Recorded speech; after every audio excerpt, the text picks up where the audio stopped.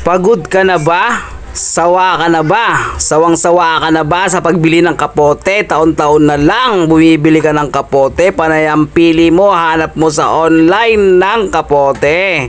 So eto ang may re-recommend ko sa iyo. Nabili ko nga pala to sa Shopee noong nakarang araw at ginamit ko to kahapon sa sobrang lakas ng ulan. Napakaganda ng tela. Kita mo naman yung tela niya, oh. Parang yung sa payong at hindi siya mabilis mapunit. Kasi bihira lang yung mga dugtong-dugtungan niya. Tsaka talagang legit, hindi tumatagos yung tubig kahit gaano kalakas yung ulan. Oo, di ba natapos yun, oh. Ganda. May zipper na siya. May zipper na siya tapos may clip pa siya. Tingnan mo. Sinot ko to kahapon ito. Kasi ang lakas ng ulan kaya hindi talaga tumatagos yung tubig. Hindi siya matuyo. So, hindi siya bumabaho. Bumabaho, di ba?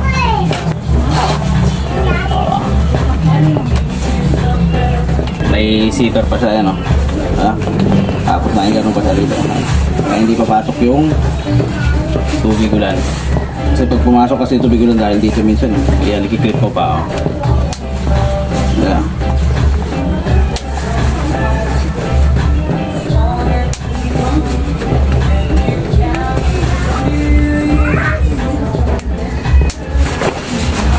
Oh, diba? Tapos may bulsa pa siya, oh.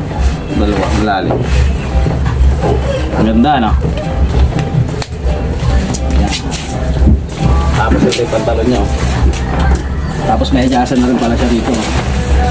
Yan, oh. Oh, diba? Ganon din sa kabila. Yan, ang ganda ng tela, oh. Tsaka hindi siya basta-basta mapupunit dito kasi kadalasan ng kapote na bibili ko napupunit dito. Yan, oh. Yung tahe niya, ito yung petan, diba? Dugtong siya ng gano'n, oh. Hindi siya nababanat dito mo. Medium size nga pala to, guys. Kasi ang sukat ko is, ng bewang ko is 30. Then ang height ko naman is 5'3 or 5'3 and a half. So ganun lang. So kung magkasinlaki lang tayo, di yan na rin ang sukat na kunin mo, diba? Medium size lang din. So ang kagandahan nito, meron na rin siyang clip sa baba, sa paa, ayan, oh. Para naging baston siya, diba? Oh, tapos meron din sa kamay. Tingnan mo, Tapos no? may hood siya dito. Nasa Lang siya kalaki, guys, oh. Oh, diba? Nga pala, meron na rin tong hood na plug and play lang. diba? Para sa payong. Tsaka hindi siya tumatagos talaga yung ulan. Yung mo, kabit mo siya. Kakabit mo lang, oh. So, ganyan mo lang siya, oh, diba?